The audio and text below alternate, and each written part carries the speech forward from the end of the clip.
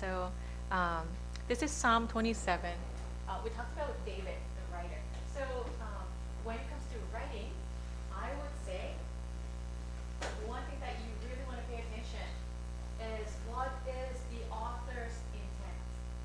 Author's intent.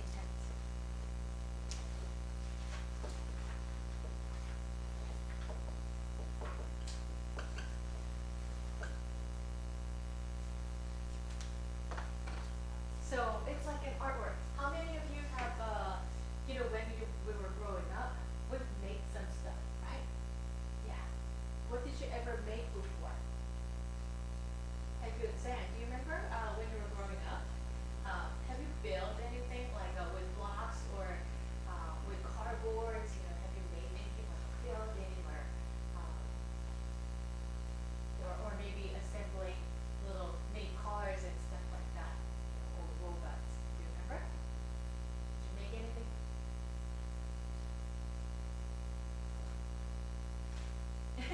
Maybe. Yeah. Oh, but yeah, okay. It's a long time ago. Okay. True.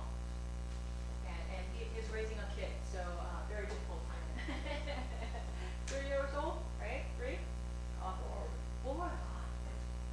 Did a good job as a parent already. They survived, right? if they survived, they did a good job. Okay, so True. Did you make anything? I know you like making things with your hands, right? Did you make anything when you were growing up? Yeah, or when you were little, did you make anything like? Okay, tell us about what you made. Make like like really like a toy car Toy cars, yes. by wood. By wood, oh, from scratch. Wow. Where did you learn that? How did you learn it? It's from my dad. That, yeah. There you go, right? So you have to saw, you have to cut the wood. Oh, before cutting the wood, what did you have to do? You just randomly cut and it comes in, it becomes a car? Playing first. You have to plan, you have to have a vision. This is what I'm gonna make. It's a car, but it's a car with specific look. Yeah? You can make a truck, you can make a bus, you can make a jeepney, you can make a flying car. You have to envision, you have to dream. You have to dream first. And then what happens? Your dream, it has to have dimensions, right? Dimensions.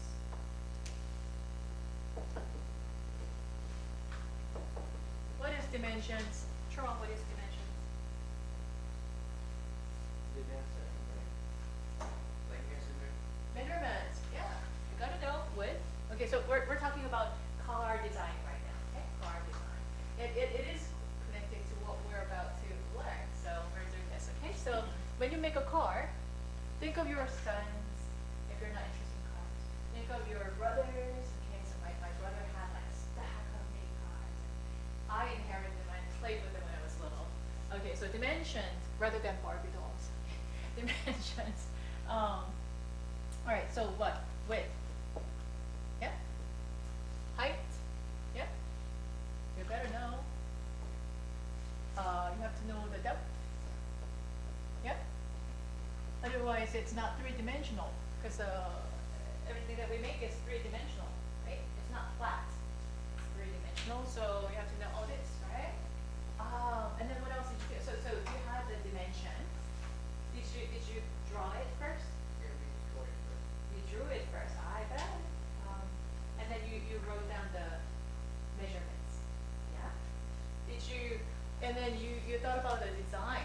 Design is important because are you going to make a simple car like this? Or are you going to make it, I don't know, slender and nice, I don't know. With, I don't know, let's make it, it can float on water. All right, so when you jump into, I watched too many action movies, I guess. When you jump into the water, then it starts floating. Okay, So let's do a floating device right here, hiding inside, but it's got a wing. It's got wings on the other side too. So it's going to pedal, and also you can fly. So you gotta have the design. What's your intention? Why are you making this? Why did you make it?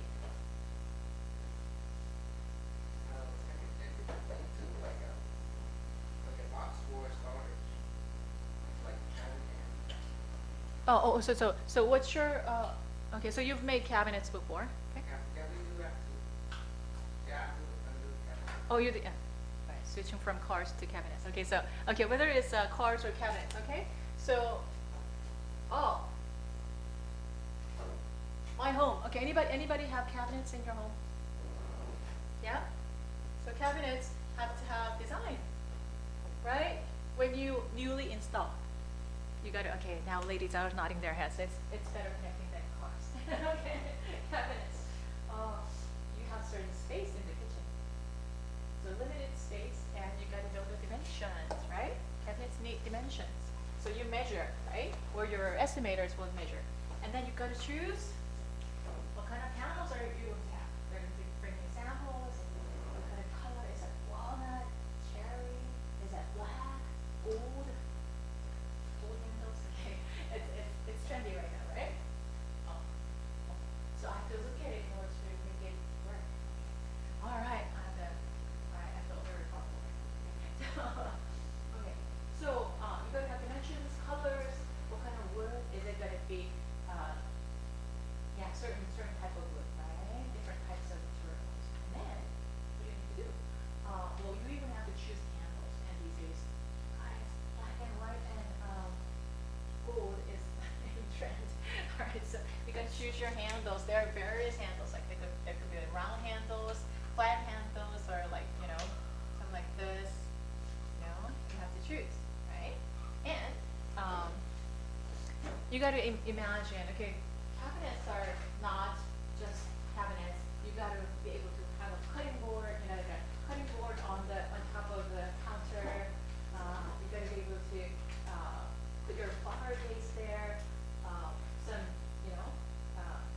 canisters on there, right? So you have to have some counter space. Alright, that's becoming three-dimensional. And you gotta have a little bit of space right here, right? Okay, so things like that. So what is the intention behind the cabinets? Why are you making the cabinets?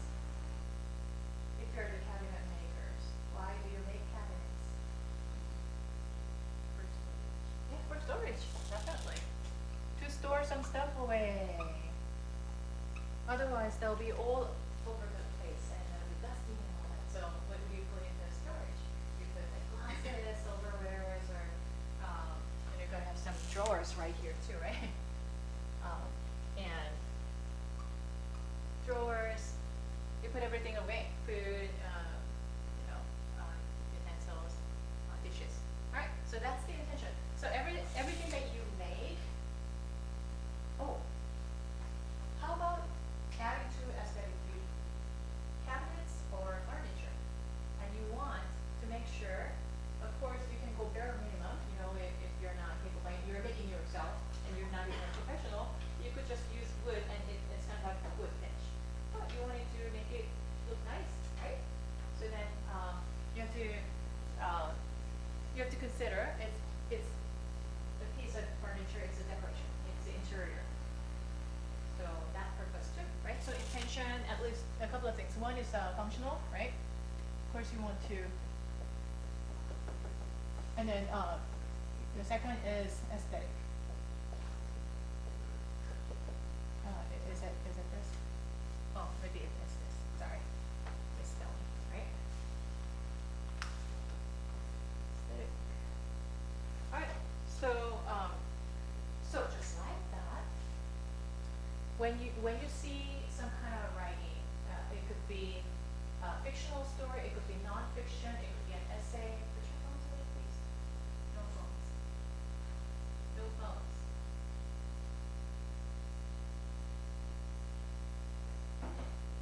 Put it into your lap, please.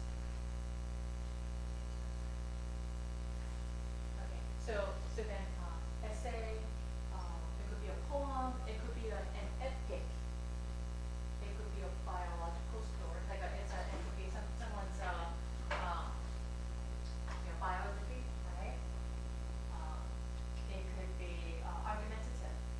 Argumentative used a lot by like politicians, certain organizational leaders that are trying to persuade people and put them together as a team to make things happen, right? Yep. So depending on the type of the genre, there could be different intentions. Have you seen like instructions like when you get a computer, new computer set, it comes with instructions, right? I work for this. How many of you have like a blinds? Have you seen motorized blinds in your offices? You press the button, the blind goes up, press the button, the blinds go down. You've seen that before, right? So motorized blinds take motors, right? Motors, and you have to program the motors. Say your office has 4 different lines, okay? And you definitely need them because the sun is shining, and especially in Southern California, you have to have the shade. Now, you have to program it. So the instruction comes so that you can program each blind motor with the remote. Okay? That comes with instructions. So we're dealing with explanatory writing all the time, right? And I think guys don't read instructions. They typically don't read. How many of you don't read instructions? Or they just go experiment it anywhere. Okay? But anyway, so we're daily dealing with different types of writing, right? Now, what is the author's intention? Zach, what do you think? What do you think the intention of the person who wrote the instruction? I believe that that's an engineer, right? Who knows the motor, who knows the remote. What is the intention? What's the intention? Yeah, what's the author's intention? Why did he write instructions for the motors and the program? Why? For you, well, it can be a.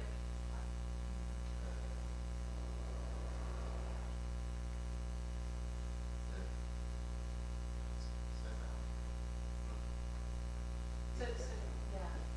Uh-huh. So that you will know, the customers, the consumers will know what to do, right? Yeah, otherwise, how would you know, right? When you get a new car, it comes with instructions. Why? What's the intent? What's the intention? So that you know where things are, where your windshield wiper is, where the emergency, like its emergency brake is, where the gear is, and how it operates, how to change the battery. Like it gives you basic instructions so that you can run the car, you can drive the car, right? That's the intention. Yeah. So instructional and explanatory writing is very important. Yeah. Poems are very different. Poems can have multiple purposes. Yeah. Intention can be very different.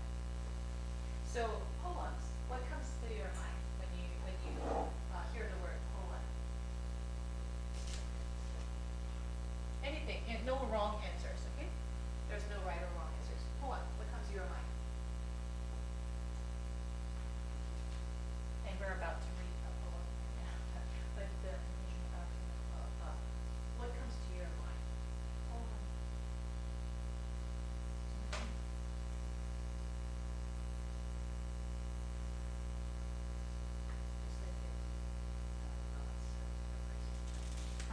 Deep thoughts, yes. Oftentimes it's deep. If it's shallow, I don't think they're going to be published. Okay, so yeah, deep thoughts. So maybe meanings are condensed, like each word has a lot of meaning, okay? Make it condensed.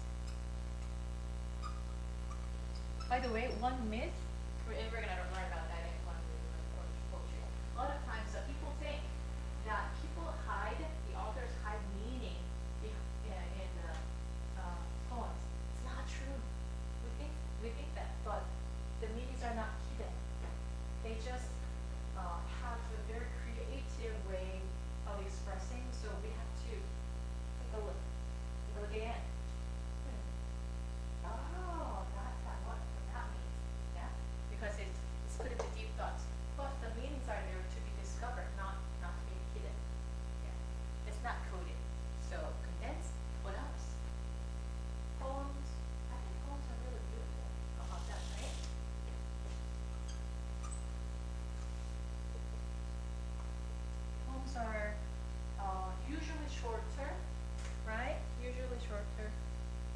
are not correct answers. I'm just coming up with ideas. You know, what comes to mind.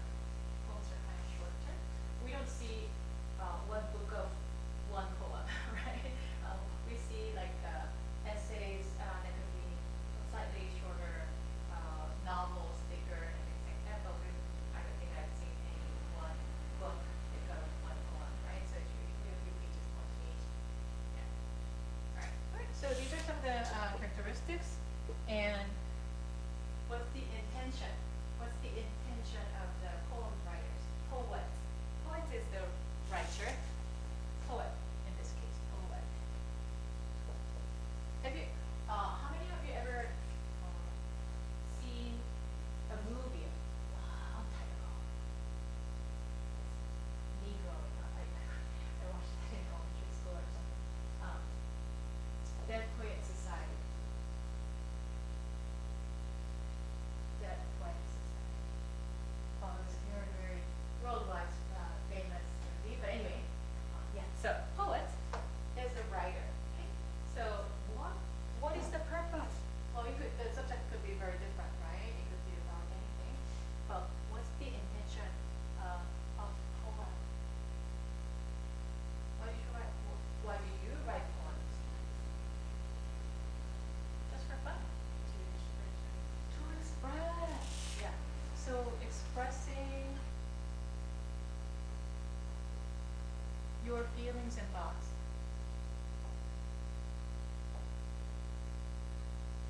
What else? Why do you write poems? And you're like, huh? I just write randomly. You could, you know that many of the songs, popular songs, came out of poems. You know that? Yeah. All right. So it could be that maybe they didn't have intention at the beginning, but later it turns out to be songs. How about some lyrics? All right. And a third. Anybody? What other intentions could be in the right poem? Do you know poems are very prophetic? Songs are prophetic. Poems are prophetic. What do you mean? Oh, it looks into the future. Do you know,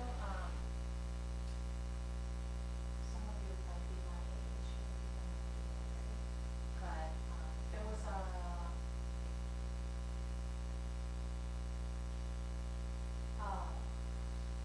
World War II, as my parents mentioned, World War II, around that time, a lot of songs, music, like, I don't know, rock music, or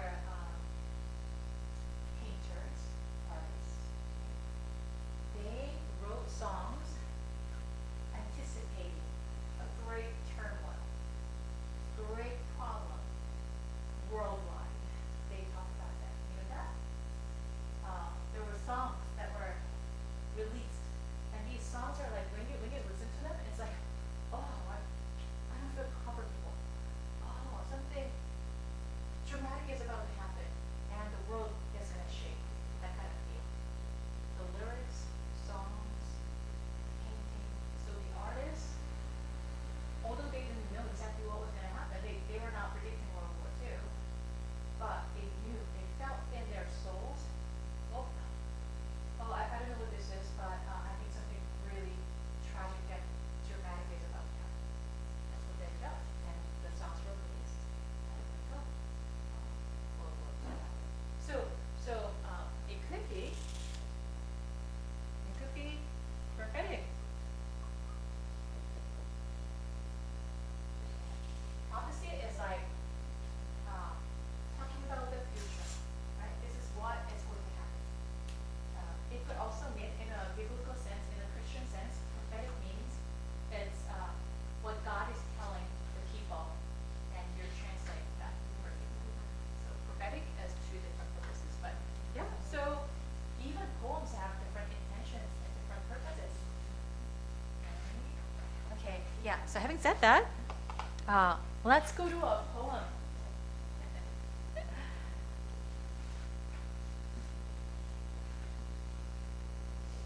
Truong, can you please read? Yes, 1, 2, 3.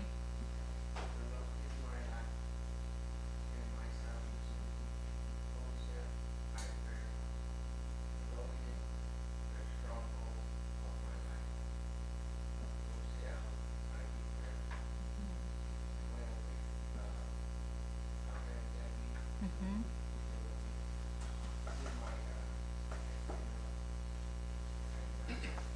Uh-huh.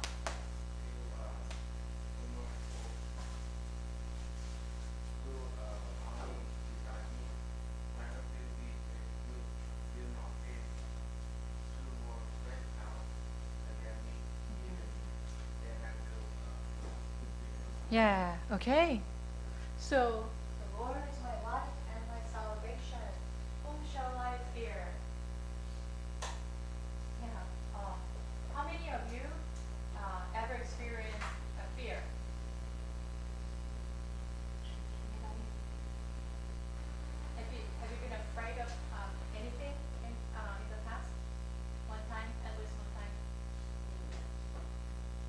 Yeah, all of us, right? Fear is a common emotion, common feeling. Yeah. What are we afraid of?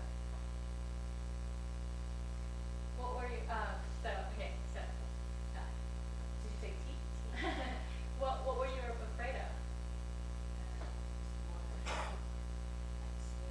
Oh, swimming. Oh, yeah. Me too. I like water, but I fear water. When I was a baby, I accidentally was drowned for a few seconds. My siblings rescued me. So yeah, water can scare. I think. Tuan? Tuan, what were you afraid of? Fear. Scared. Sam, what were you afraid of? Okay. Can you not talk while I'm talking? No talking while I'm talking, okay? Because it's not fair for your classmates. It's not fair for your classmates. Put your phones away in this classroom. Put your phones away.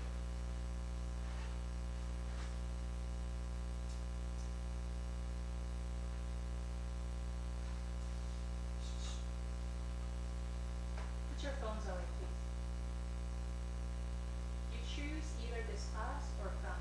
I might ask you to leave.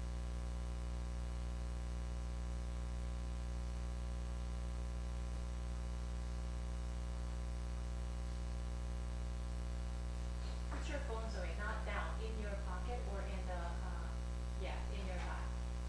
And no talking while I'm talking. Only one person talk at a time. If your classmate is talking, you're not talking over them. It's rude, right? And we learned it when we were in kindergarten. So we're not supposed to interrupt other people. Let's be respectful. You just talk about yourself. Okay, I read my stuff, and then later on, I don't pay attention. Whatever other classmates do, I don't care. That's not a good attitude for anybody, right? Workplace, school, even in your home. Would you tolerate that if you're talking and your kids are like doing a phone or doing whatever? I don't care what you're saying, right? That's not good, even in family. So let's not do that, okay? Right. Okay, Sam. So what are you afraid of? You were afraid of heights. Okay, I'm afraid of heights too. Right? We can kind of empathize with that. There's a fear level. You know that? I don't know if you've been to a military. So Korean military, it's a draft, and I think it's true in some other countries too. Like when you hit like 18, between 18 and 21, you have to go to a military, right? It's mandatory. And they make you jump from there's a rope, right? There's a rope, and you have to jump from a height. But how they train you is your height is set at the perfect height where human beings fear the most. It's not way high up there. Like if it's like 20-story building, you don't even fear. But if it's just the right height, is that third floor height?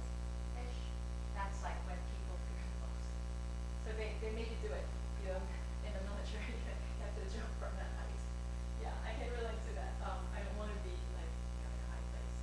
Yeah. What else do you fear?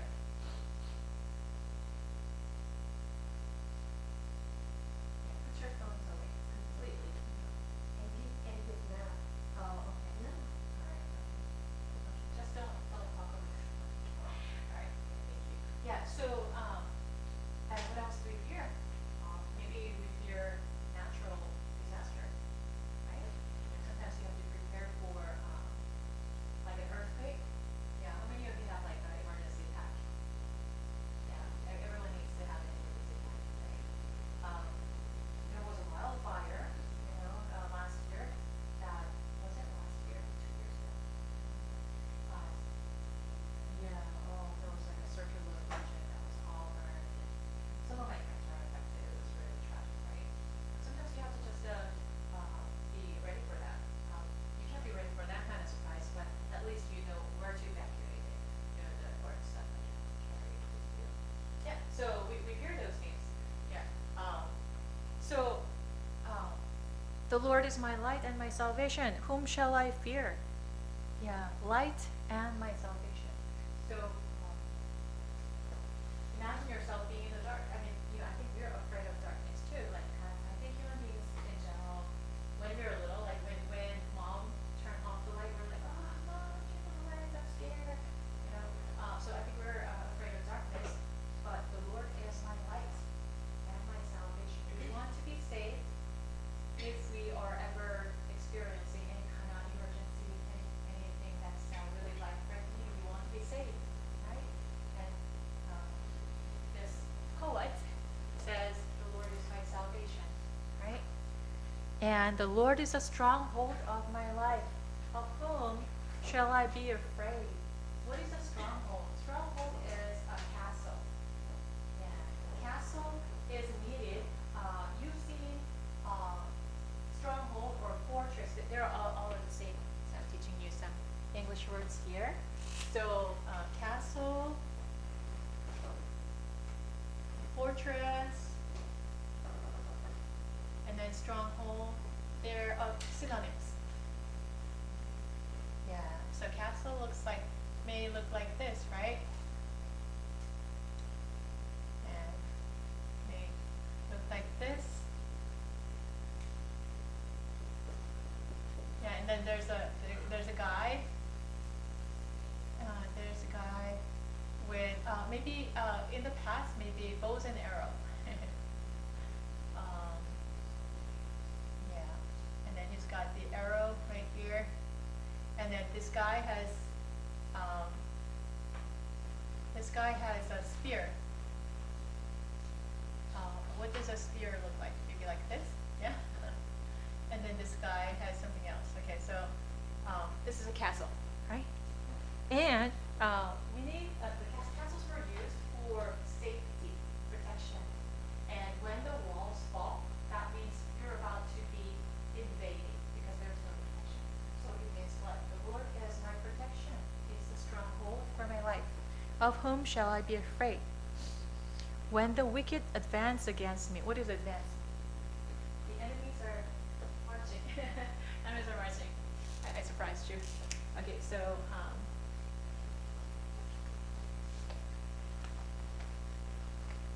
right. So here are the enemies. Maybe enemies on the horses. How do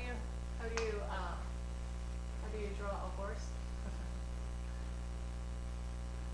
I'm not very much of an artist. Okay, so here. Oh, this year is the year of horse, right?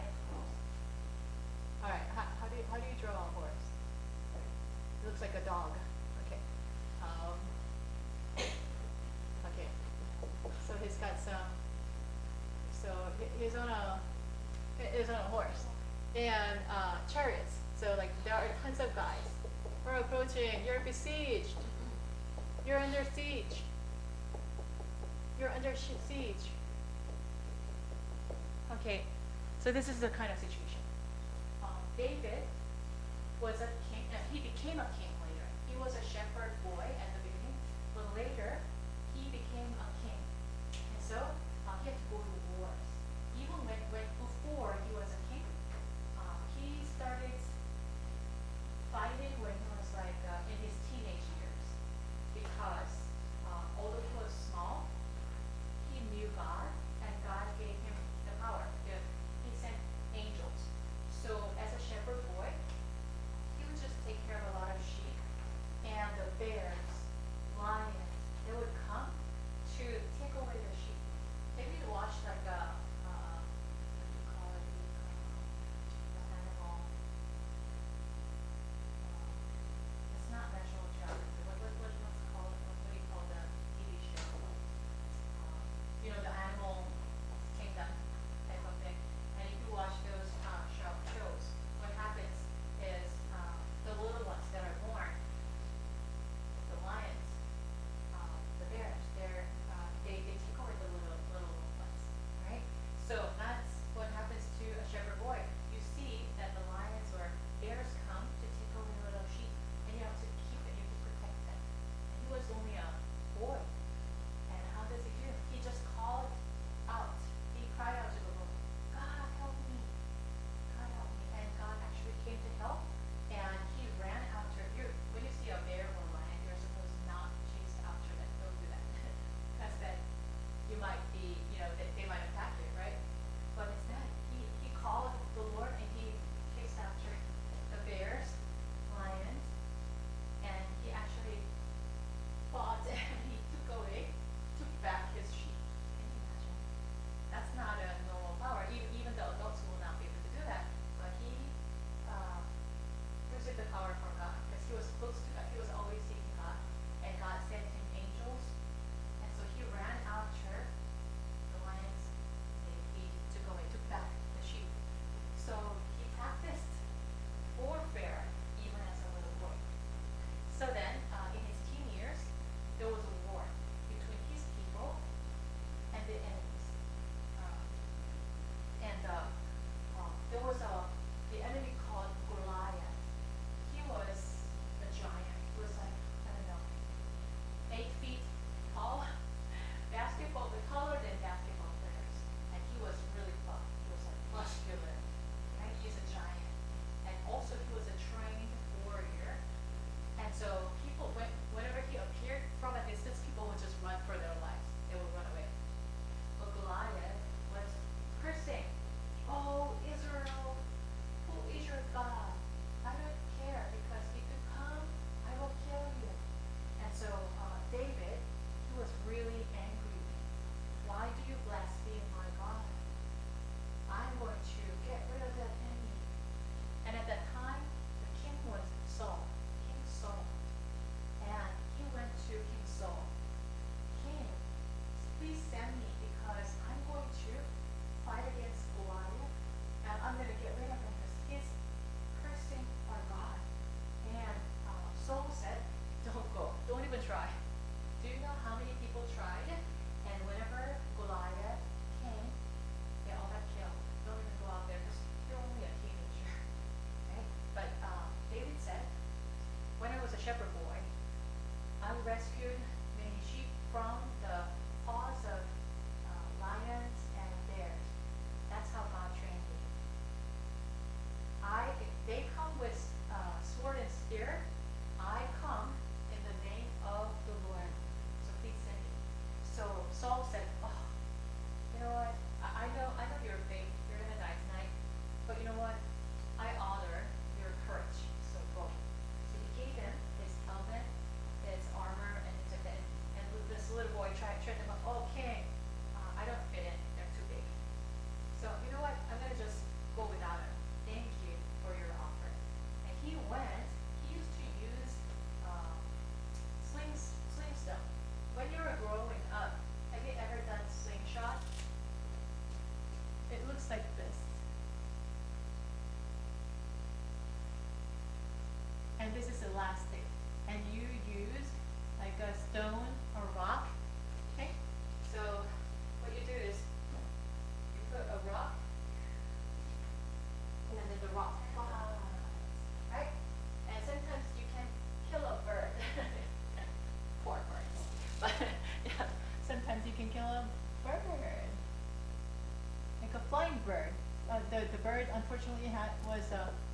right by you. Right by you. Oh, okay, got it. So that's called sling. Yep. So David, the shepherd boy, used to do slingshots. And that's what he played with when he was little. And for some reason, his slingshots were really powerful. Very funny. It's a true story. It's nonfiction, guys. Nonfiction melted into poem. Interesting, right? So he ran after the bears. The bear is taking the sheep.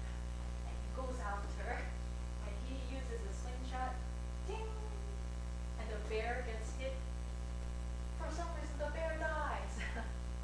And he could rescue the sheep out of their paws. That's what happened. And he said, King Saul, no, I don't need a spear. I don't need a sword. I'll just go with what I'm familiar with, the slingshot. And Saul is like, okay, you can do whatever you want to do. But the other guy, Goliath, has a sword that is a person's height long. He's so giant, and so it was like 80 pounds or something. His sword was 80 pounds. It was like what, 150 kilograms. Can you imagine? And he was doing this. All right, so this David, this from this saying, David picks up his sling. You come with spear and sword. I come in the name of God. All right, so he runs. Slow motion. What do you think has happened? The Goliath got hit in the forehead. And it's even a smooth film. What happened? He fell. The giant fell. True story. I'm not making this up.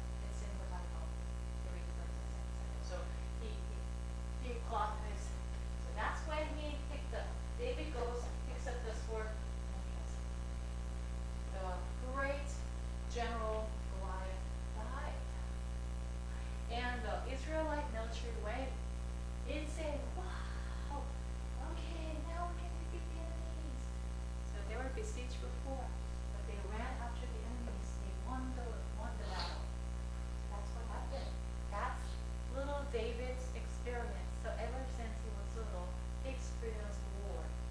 But time after time, later he becomes a king. When he becomes older, he became a king. And after he became a king, he also had to battle against enemies many times. He was always battling. Now, he says, although we do have castles, Lord is our castle. So of whom shall I be afraid? Because the castle is not the ultimate protection. My ultimate protection was the Lord all the time.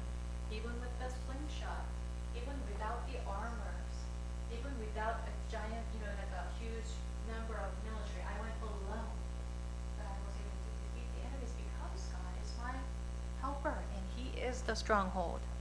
When the wicked advance against me to devour me. Whoa, devour. What is devour? Eat. What is devour?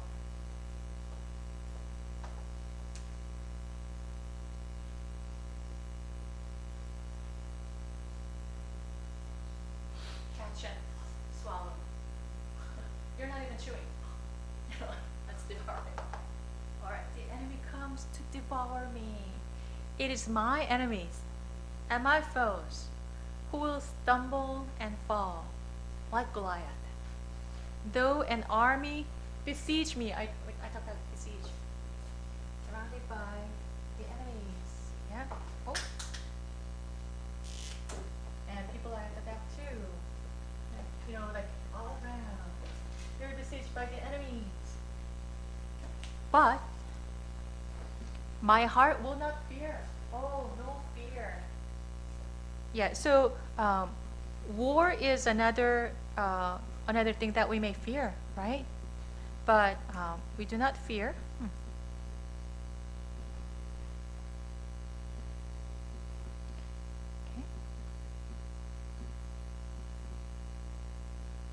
Yeah, though war break out against me, I would hate to be in Ukraine. I would hate to be in Gaza, right? Because why? When there's a battle, there's war. How many of you have been in a war? Nobody so far? But you've seen from a distance. I bet many of you, right? There were wars in your country. There were wars in Korea. There were wars in Philippines like a while back. Right? Or they went to war. They went to Vietnamese war. They went to Korean war. So although we were not in the war, we could see what happened. Right? Our families, our fathers, they were affected. Right? So we know what it is like. We don't want to be there, right? But David was in the war. He didn't want to be there, but he was affected by it. But he says, the war break out against me. Even then, I will be confident. Confident. He's confident. Whoa. Because he says, one thing I ask from the Lord, this only do I seek. He seeks only one thing. I think you and I are, pursuing many things. Right? Do you have a family? Do you have family? Do you have kids? Children? Yeah, children, right? Children, family. Okay, family is important. And job is important, right? Job. I think many of you want to get a job in the future, right? When you get a status, you want to get a job, right? And you talk about your dreams and your dream career in the future. Yeah, when you get the right status, right? Some of you said, oh, I want to do business, or I want to teach, or I want to be an engineer, providing repair for machines and cars, right? Some of you say, I want to stay home and be a good mom or good dad. That's wonderful. So we have things that are important in our lives, and but David says, I seek only one thing. Really? One thing I ask from the Lord. So if I have God, I would come with many requests. But he says he's requesting only one thing. That I may dwell in the house of the Lord all the days of my life. What is house of the Lord? It's talking about a place of worship. So in the past, in his times, they went to the temple. But it's not just talking about the temple. It could be your own home, connecting with God through the Bible, through prayers, through singing. It could be in your car. You could be driving and connecting with God in your car. So that becomes your sanctuary. I may dwell in the house of the Lord. Well, he doesn't mean I'm going to live in the temple 24/7 and not do anything. That's not what he's asking. He's saying, I want to dwell in your presence at all times, even as you're studying. David was a scholar. David was a poet. David was a king. Kings are busy, right? He went to wars. He had families to take care of. There were many things that he did. So, and he was a musician too. He was a musician, right? Artist, was singing. So he had a lot of things on his plate. And he says, I want to dwell in God's presence for all the days of my life, to gaze on the beauty of the Lord and to seek him in his temple. Yeah, so to seek him in his temple doesn't mean he wants to stay in the temple. Once again, temple could be anywhere you connect with God. For in the day of trouble, he will keep me safe in his dwelling. Oh, so the way he lived a long life. David lived a long life. Not a comfortable life, but he lived a long life. And he did good works. And actually, in his time, the temple was not there. He's the one who planned on the temple. He designed the temple. He gathered all the materials. And he prepared gold and silver, the utensils and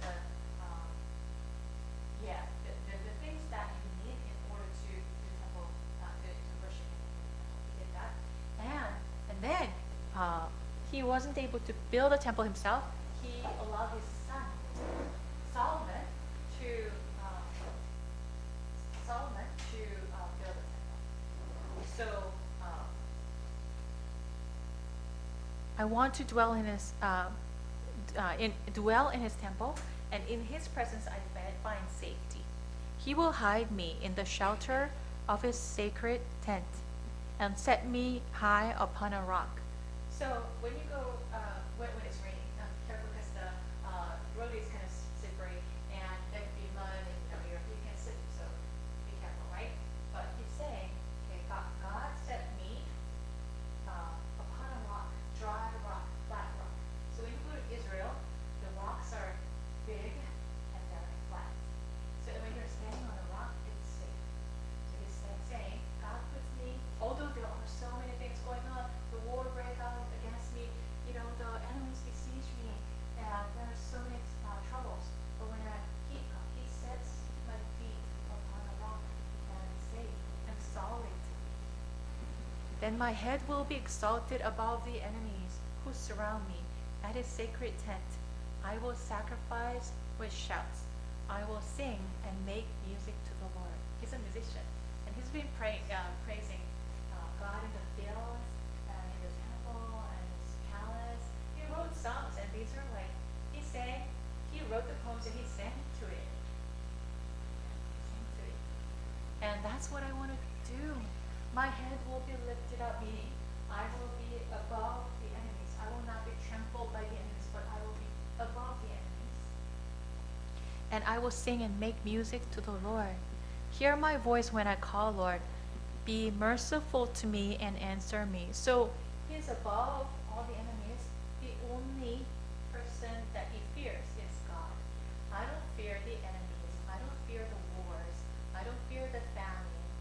I don't fear anything. But it doesn't mean that he's so perfectly without fear. He feared every single time when something happened. A lot of things happened to him. His son betrayed him. Many things happened. He feared, of course. He feared. But when he brings that fear to God, he was not fearful anymore. And he says, be merciful to me. Have mercy. My heart says of you, seek his face. Your face, Lord, I will seek. Do not hide your face from me. So he's pleading to God. Don't hide your face from me. Do not turn your servant away in anger. You have been my helper. Do not reject me or forsake me, my God, my Savior. Though my father and mother forsake me. Because when he was little, I don't know if you've seen orphans. Orphans, right?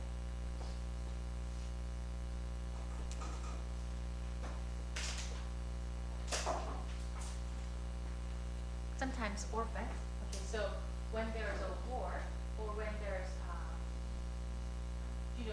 when the economy is difficult, during Korean War, and I'm pretty sure that during Vietnamese War, it's something similar to that might not happen, right?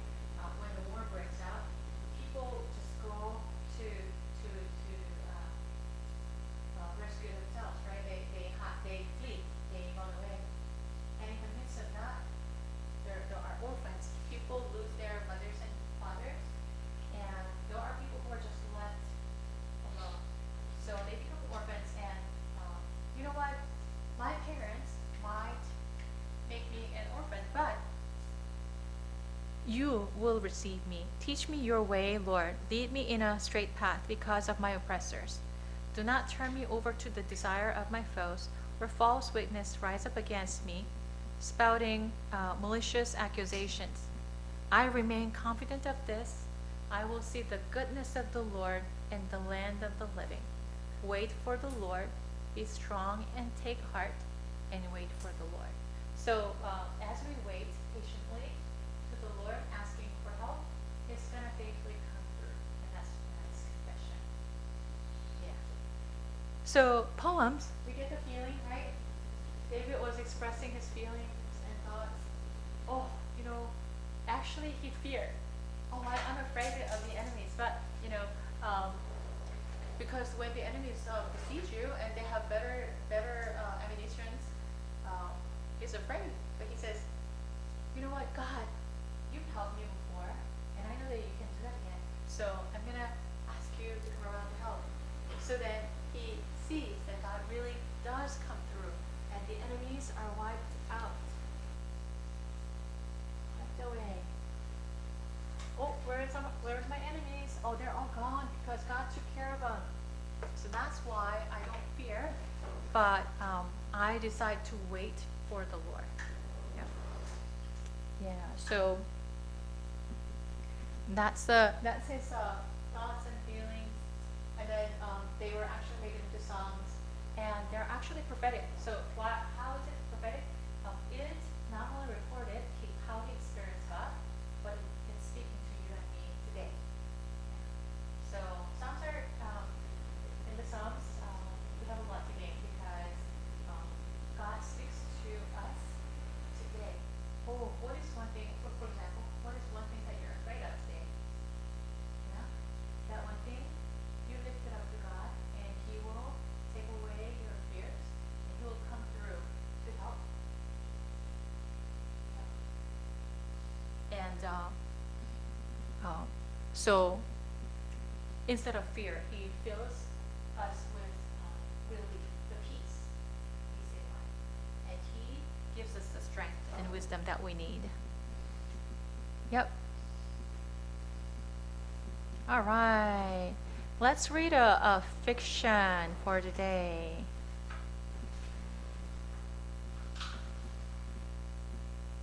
Love Beyond the Stars. I want to start with this.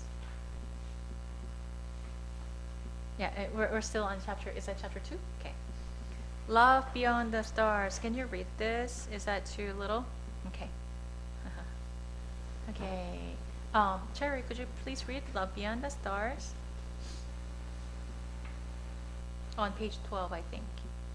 Love beyond the stars. Mm-hmm. In the tranquil night, under endless twinkling stars, Mm-hmm. Sarah sat alone on a park bench. Mm-hmm. The soft breeze ruffled her hair as she gazed out at the cosmos, Mm-hmm. contemplating life's mysteries. Mm-hmm. Lost in her thoughts, she then noticed the stranger who had taken a seat beside her. Mm-hmm. He cleared his throat, bringing her a record. Beautiful night, isn't it? Startled, Sarah turned to find a pair of warm, twinkling eyes that mirrored the starry sky. Mm-hmm. Yes, it is, she affirmed, her heart dancing with an unexpected love. Mm-hmm. They fell into easy conversation, sharing stories and dreams. He spoke of his passion for astronomy, and she shared her love for art. Mm-hmm. Time vanished as they laughed and connected over shared interests and whispered secrets. As the night deepened, he took her hand and said, "You know, they say that when you wish upon a star, your dreams come true." Sarah met his gaze, her heart pounding. "What do you wish for?" He leaned in closer, his lips brushing against hers, and whispered, "I wish to meet someone as extraordinary as the stars, and I found you." Under the celestial canopy, their lips met in a sweet, starlit kiss, sealing a love that had blossomed under the night sky. In that moment, they realized that sometimes the most beautiful love stories are written in the stars. Thank you. Yes. Yay. So, like when you met your husband or when you met your wife, maybe you had a date night, right? Under the stars. And maybe you met, maybe there was a partner. Maybe it was a beach. If you go to, if you go to, I talked about this before, Griffith Observatory. Griffith Observatory is in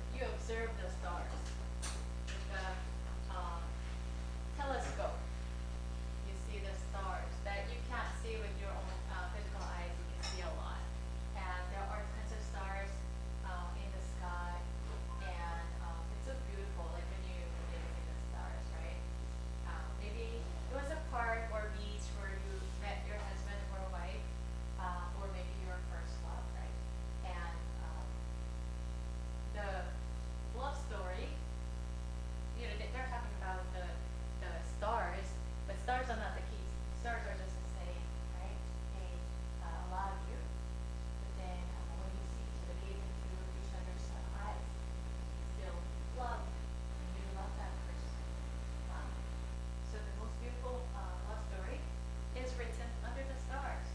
Maybe that's true. Yeah. This is like this is really poetic, right? I think it's a fiction, but it's really poetic. Yeah. So then, yeah. Let's continue reading. We're learning to read and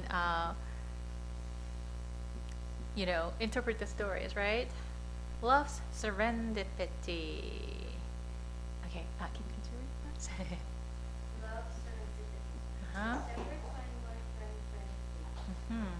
Ella sat in a quiet cafe, sipping her latte and staring out of the window. The gentle rain outside mirrored her melancholy. Mhm. She had almost given up on love when a voice broke through her thoughts. Excuse me, is this seat taken? She looked up to see a handsome stranger with kind eyes. No, please have a seat.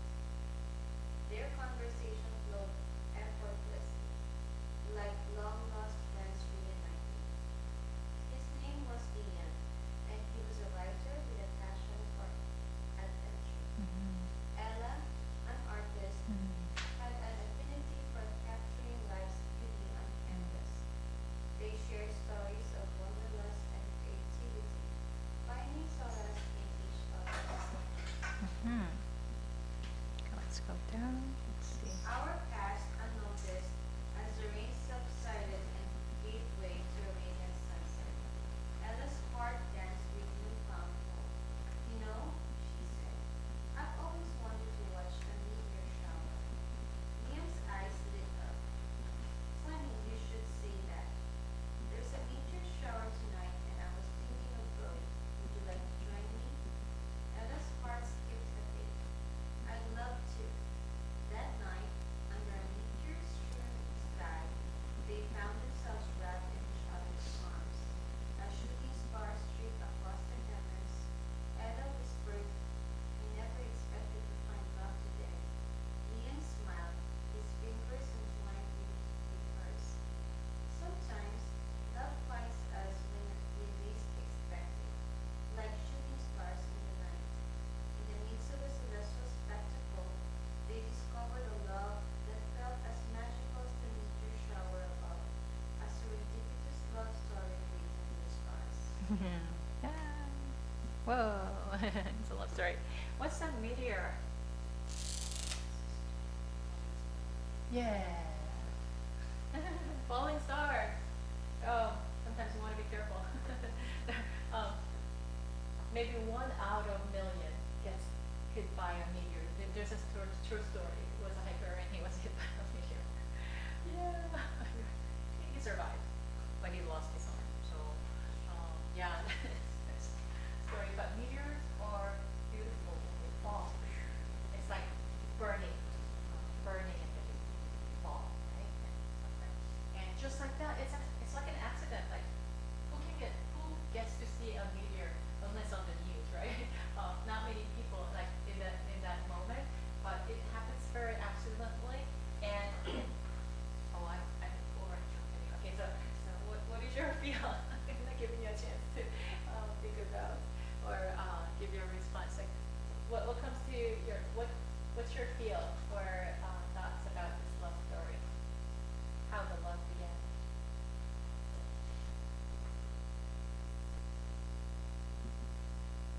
What's your feeling? Huh? Excited. Oh, exciting! Yeah, exciting.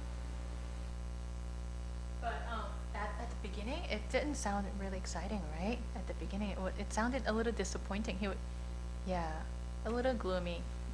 How? I think she was starting tranquil night. Yeah, it's a regular night, and yeah, it's raining, and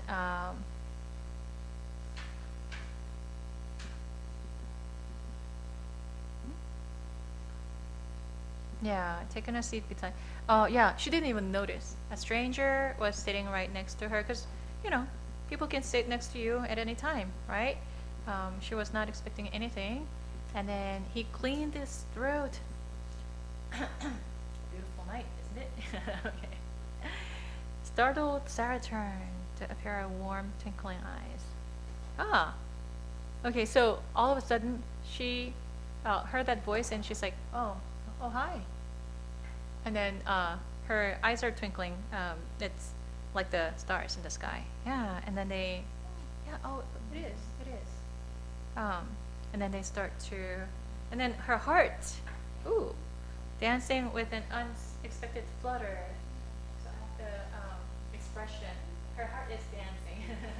So they personified, like her heart is dancing, with an unexpected flutter.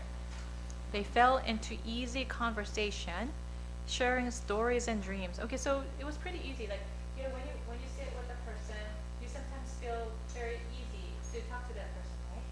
Other times, you're sitting and then you're like, oh, I'm not sure how I feel. Like, I feel like I have to do something. So there are moments when you feel the vibe. Certain people are easier to talk to. And then, so yeah, they fell into conversations and they started talking about their dreams. You don't talk about your dreams with an uneasy person. You usually talk about your dreams when you feel that your heart is open, right? Well, I feel like I can talk about it, and this person will probably understand, or this person will probably at least like listen to me. That's when you start talking about it. That's how she felt. Yeah. Ooh, so night is passing, so like hours and hours, and they're still talking. Ooh. And then he took her hand. They say that when you wish upon a star, your dreams, and they're all already holding hands. And then, what do you wish for? I wish to meet someone as extraordinary as the stars. And I found you. Whoa. So, yeah, it's a beautiful story. Fictional stories this is part of like romance, but there are other fictional stories too, right? Like what? It could be sci-fi, science fiction. It could be, yeah, even romance could take in different forms. What do you call investigative stories? Investigative, like CSI, or yeah. And then there are different types of romance as well, and which we're going to talk about in the future. Okay.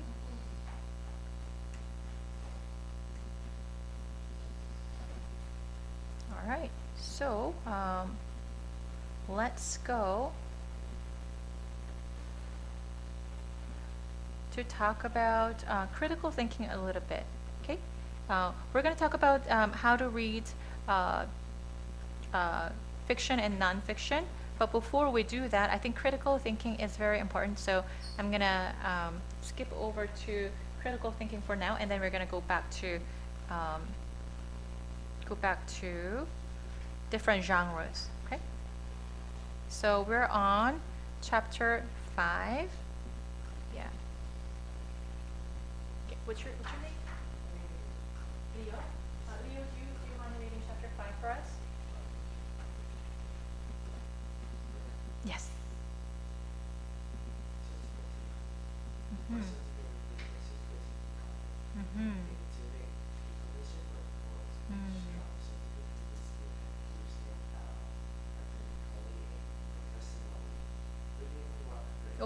Oh, yeah. We can just skip over to analyze ideas. Okay.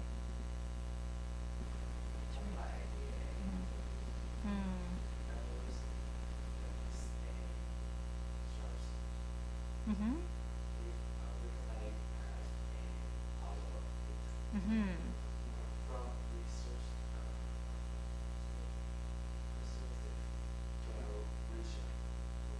Mm-hmm. Conclusions. Mm-hmm. Mm-hmm. Yeah, so why do we need critical thinking skills?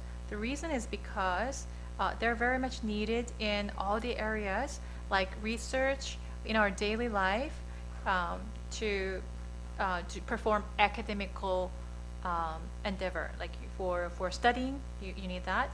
And even in your business, if you write up like a proposal, it has to say you're the business owner and somebody writes a business proposal. Yeah, this is gonna go. So then you have to review and you have to engage critically in order to make a decision. Does it make sense, or is it a feasible plan? Is it something that we can do right now?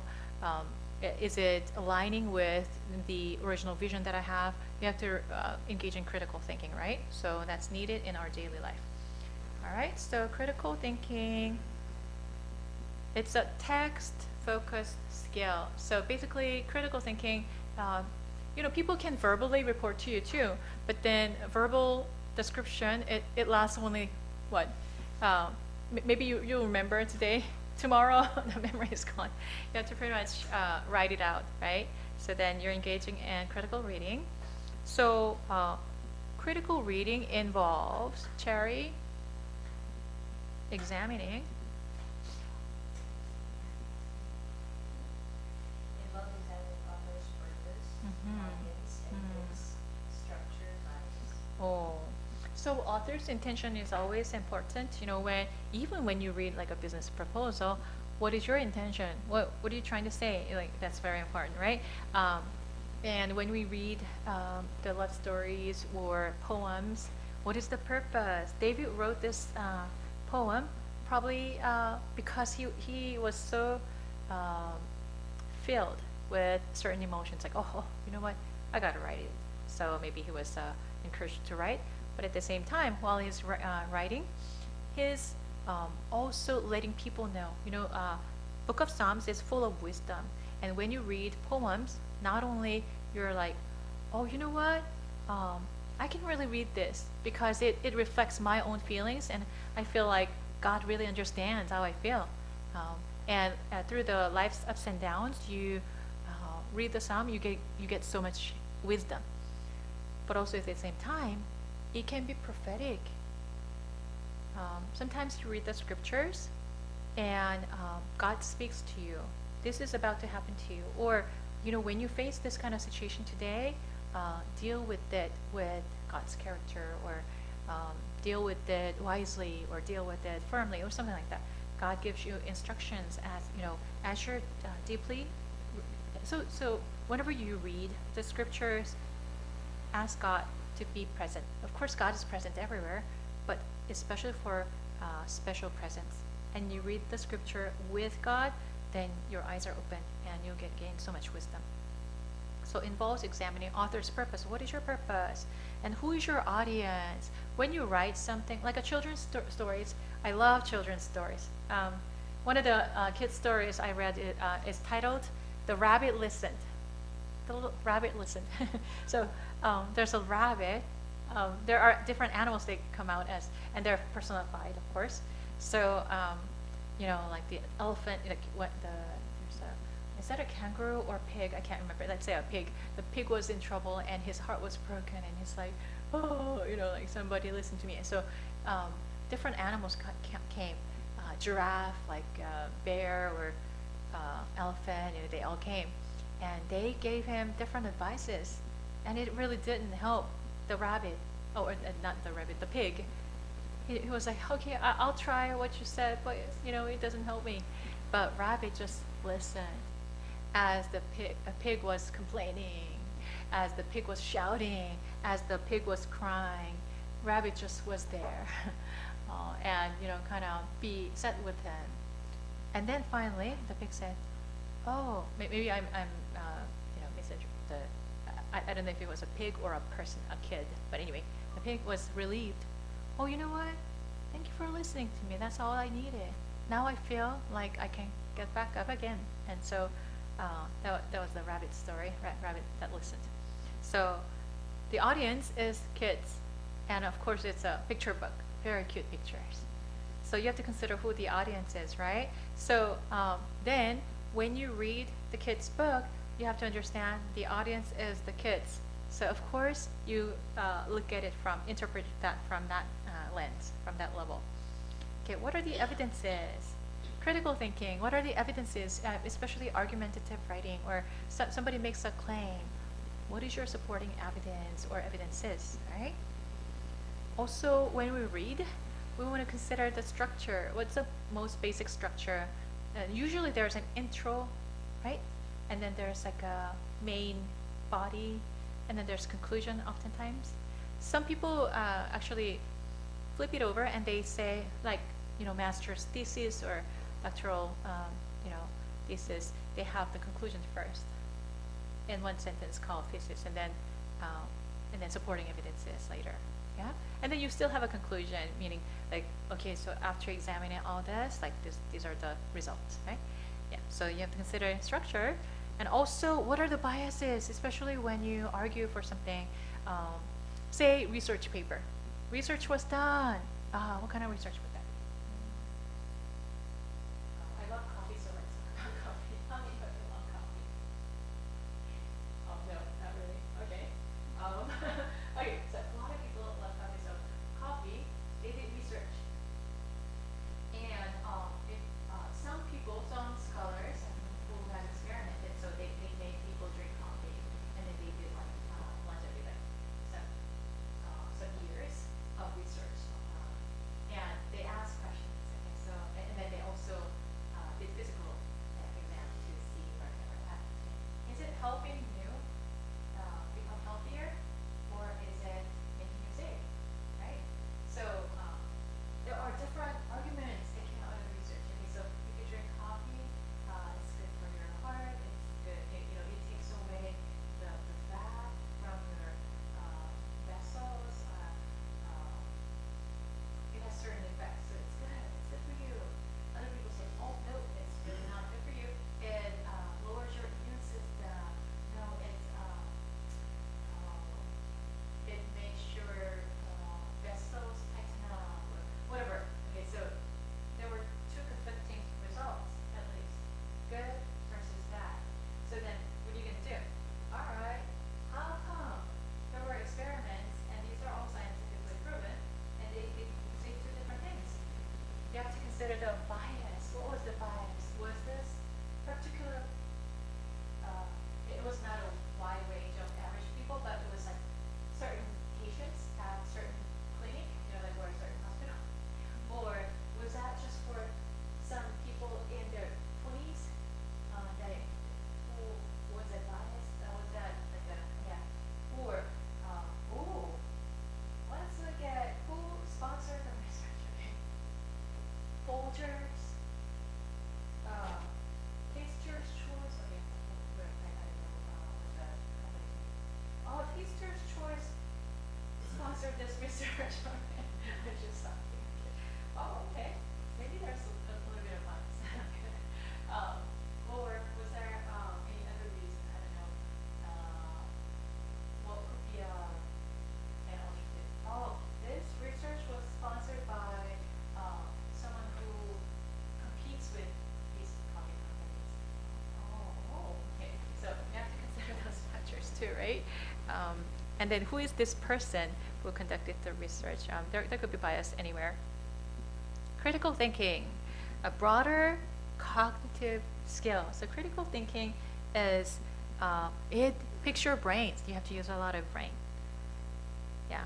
Evaluate, form judgments, apply information, and remain skeptical yet open-minded. So one thing that I really appreciate about American system, right now, I think the world is turning upside down, so it's kind of chaotic, unfortunately. But in the past, right,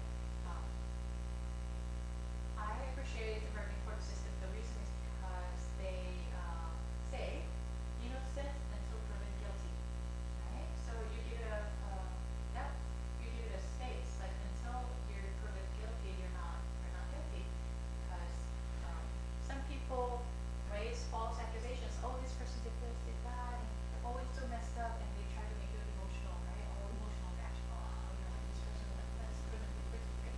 But there are different aspects that you can consider. You don't want to make an emotional decision, but you say, yep, until proven guilty, we want to remain skeptical. skeptical. Yeah, skeptical is doubtful. No, I wouldn't say doubtful. Skeptical is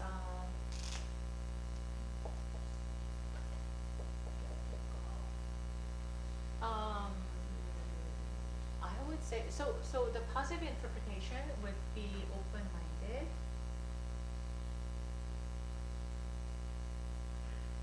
Negative meaning would be doubtful. Yeah. So, yeah, but we want to be open-minded. There's a room for change. All right. So, critical reading helps you understand the text. Critical thinking helps you decide what to believe or what to do with that understanding. Yeah, we don't want to. Okay, so I'm not against. I'm not totally against, but um, say. Beep. So I'll give you just one example from my parents' generation. My dad and my mom lived here in their 20s many years ago. And during that time, they lived in the East Coast. East Coast at that time didn't have many Asians. They didn't even know where my mom and dad came from. So in that community, it was a predominantly white community, some Jewish. But in the farm neighborhood, there were some other, people, other immigrants, like that. And so at that time, there were newspapers with research results talking about fermented beans, fermented bean paste. And we make soup out of that. We make dipping sauce for vegetables and things like that, right? And these people were very intrigued by fermented bean paste. What is that? So smelly, so terrible, right? And there were research papers. Funny but tragic story.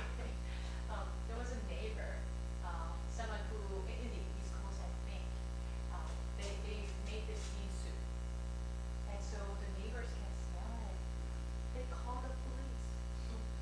Someone was killed, and they left the corpses inside. Someone come to investigate. Oh, the police came, and it's like, he has like arms and arm ammunition. There was a killer here. And then, all right, the soup. It's only a soup, all right? That was many years ago. And then there were research studies that were done by, non-Asian researchers. There's a bias. Okay, so the research came out, not today, but many years ago. My dad told me the story, and the research result was, if you have cancer, if you have fermented bean soup, you're gonna have cancer. So throw away. I'm pretty sure the markets, they started throwing away. Who wants to buy patch of cancer, right? So they probably threw away everything. Today, do you know what they say? It's anti-cancer. It drives out cancer. So now it's recommended for your treatments or prevention. So then we really want to decide on what we believe and what we want to do with the fermented beans. Or your diet, right? All right. So critical thinking is very important. As a Korean yourself, Uh-huh. is it Positive? Oh, positive, very positive. Well, my argument is I'm not a medical doctor, I'm not a researcher, but Koreans, I don't know about Japanese or Chinese, but Koreans have been eating this fermented bean paste for like 1,000 years. If they ate it for 1,000 years and it's enough of data, enough of live data.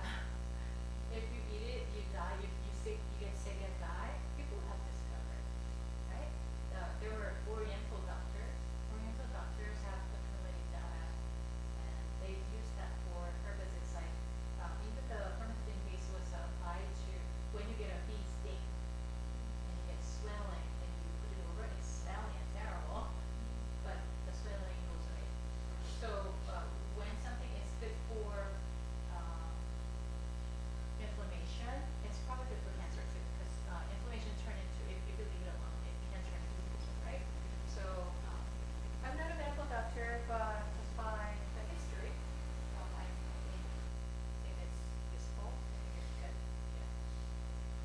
Right. How reading builds critical thinking. So you can use critical thinking for reading, of course. But as you're doing it, your critical thinking skills go up. So it's a positive spiral. You read, you become more critical. As you become more critical, you become a better critical reader. Yeah. So exercise your brain. Oh, sometimes I don't. My brain doesn't want to work. My brain wants to rest, right? So don't force yourself, but take enough sleep, enough exercise, good nutrition. Do something fun. Yeah, Leo, what do you like? What do you enjoy doing as a hobby? I try to go to the movie. What you want to study with Yeah, hanging out with my my friends. friends. Oh, surfing. Surfing. Shopping. Shopping. Shopping. I love shopping. Yeah, I think we love shopping. Online or you go to shop? Yeah. Go to something better. Go to shop. Online is so convenient, but I think to go to the stuffy better. It's I feel therapeutic. it. Therapeutic. Yes, okay. There's something called shopping time.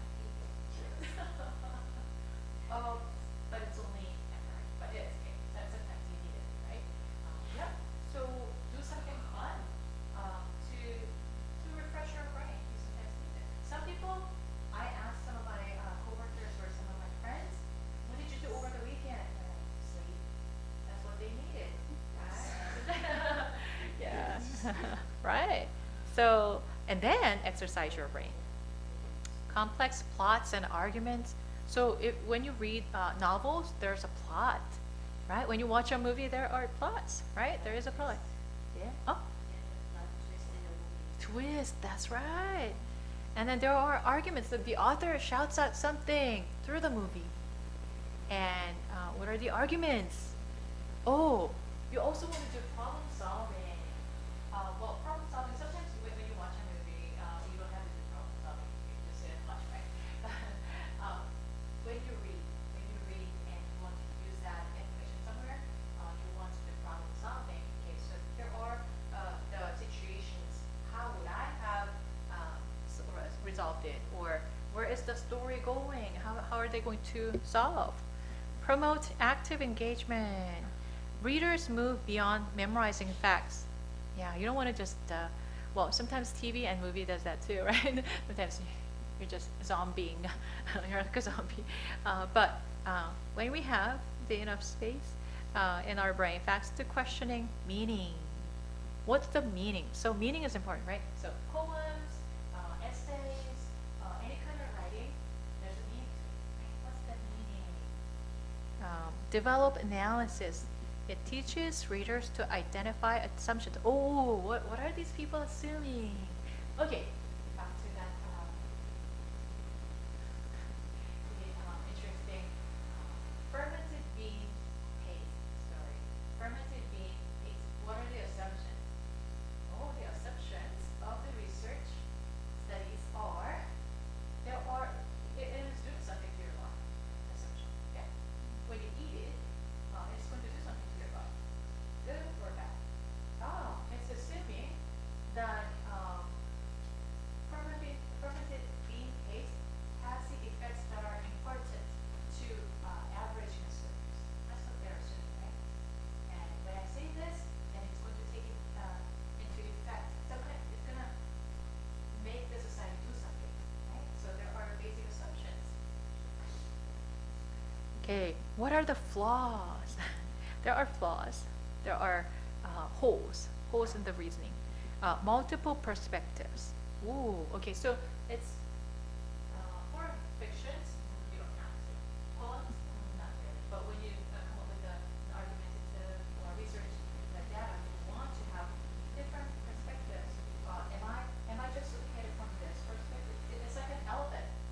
When you see an elephant, imagine yourself like there are multiple people. I think there's like an Asian saying, right? Multiple people who are blinded, and you ask the question, what is an elephant like?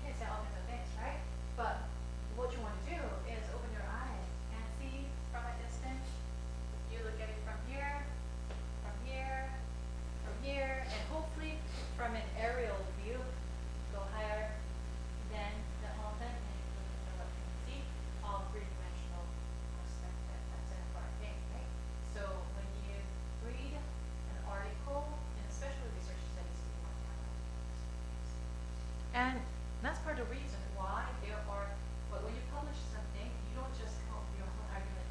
You have to take a look at many different sources.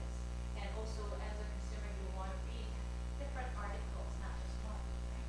When you watch on YouTube, you don't want to watch just one and make a decision. You want to watch several, right? So, multiple perspectives. Yeah, okay, so having said that, let's close in prayer. It's overtime. Thank you. Yeah, let's pray.